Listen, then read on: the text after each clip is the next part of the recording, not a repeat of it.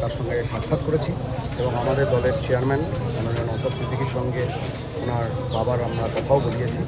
আমরা এই পরিবারের পাশে রয়েছি এবং এই পরিবারটির সঙ্গে যে অন্যায় হয়েছে, আমাদের মৃতা বোনটির সঙ্গে যে অন্যায় হয়েছে তার বিচার না হওয়া অবধি আমরা এই পরিবারের পাশে থাকবো এবং তার বিচারের জন্য যতদূর অবধি যাওয়া যায়, আইনি লড়াই যতদূর অবধি করা যায় আমরা তার পাশে আছি, তার পরিবারের পাশে আমরা রয়েছি সম্পূর্ণ।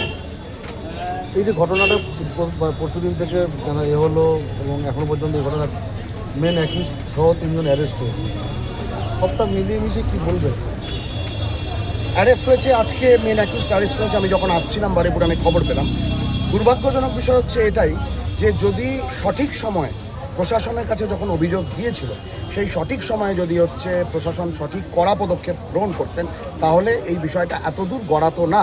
আজকে যে এখানকার গ্রামের সাধারণ মানুষ তারা ক্ষোভে ফুটতে একদম রাস্তায় নেমে পড়েছেন, এটা তো কোনো প্রয়োজন ছিল না। যে অভিযোগ বিগত 15 বছরের সরকারের বিরুদ্ধে ছিল, যে পুলিশ সঠিকভাবে সঠিক সময় সঠিক কাজটা করছেন না, আমরা আশা করেছিলাম নতুন সরকার আসলে সেই বিষয়টা ত্বরান্বিত হবে, প্রশাসনিক যে বিষয়টা ত্বরান্বিত হবে, কিন্তু দুর্ভাগ্যজনকভাবে আমরা সেটা দেখতে পেলাম না।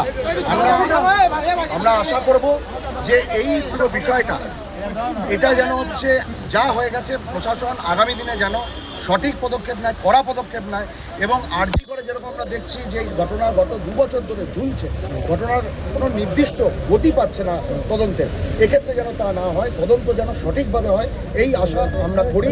এবং আমরা দলের পক্ষ থেকে, আইএসএফের পক্ষ থেকে এটাই আমরা চাই যে পশ্চিমবঙ্গের বুকে যে জঙ্গলরাজ একসময় ছিল, এই জঙ্গলরাজ যাতে আগামী দিনে না থাকে, তার জন্য আইএসএফ তাদের যে রাজনৈতিক কথা তারা বলবে এবং বিধানসভার মধ্যে আমাদের নির্বাচিত এমএলএ, আমাদের দলের চেয়ারম্যান নওশাদ সিদ্দিকী সেই লড়াই করবে। মুখ্যমন্ত্রী নাকি আসছেন আগামীকাল বাড়িতে, আজকের এখানকার বিধায়করা তৃণমূলের প্রতিনিধি দল এসছেন, বাম প্রতিনিধি দল এসছেন, সবাই আসছেন, কিন্তু এই যে জায়গাটা তৈরি হলো, ছোট্ট বাচ্চা মেয়ে বাড়িতে বেরিয়েছে, এইভাবে তাকে তুলে নিয়ে যাওয়া, খুঁজে না পাওয়া। দেখুন, আমাদের মুখ্যমন্ত্রী হওয়ার আগে নির্বাচন যখন চলছিল তখন বলেছিলেন ভরসা ইন ভয় আউট। তো সেই ভরসার জায়গা মানুষ কখন পাবে? এই ধরনের একটা নারকীয় ঘটনা ঘটার পর 2 দিন কেটে যাচ্ছে, মুখ্যমন্ত্রী এখনও আসলেন। মুখ্যমন্ত্রী এর আগে বলেছিলেন যে সকালবেলা খবর হবে, সকালবেলা খবর আসবে, বিকালবেলা খবর হয়ে যাবে। আমরা এখনো অবধি সেগুলো কিছু দেখতে পেলাম না। আমরা ডায়লগবাজির রাজনীতিতে বিশ্বাস করি না, কিন্তু প্রশাসনকে প্রশাসনের কাজ করতে হবে। মুখ্যমন্ত্রী তার দায়িত্ব আছে, তিনি শুধুমাত্র একটা দলের মুখ্যমন্ত্রী নন, গোটা রাজ্যের প্রত্যেকটা নাগরিকের মুখ্যমন্ত্রী, তিনি আসতেই পারেন। কিন্তু আমরা চাই এখানকার স্থানীয় প্রশাসন, স্থানীয় পুলিশ, তাদের পক্ষ থেকে সঠিক ব্যবস্থা নেওয়া হোক, যাতে আগামী দিনে সবসময় সব জায়গায় তো মুখ্যমন্ত্রী যাবেন না, নিশ্চয়ই ওটা হতে পারে না। তাহলে স্থানীয় প্রশাসন তাদেরকে করা হতে হবে, তাদেরকে সঠিক পদক্ষেপ নিতে হবে। সেই সঠিক পদক্ষেপ নিলে তবেই কিন্তু আসলে ভয় আউট হবে, ভরসাহীন হবে, নাহলে কিন্তু ওটা কথার কথা থেকে যাবে। আপনার নাম?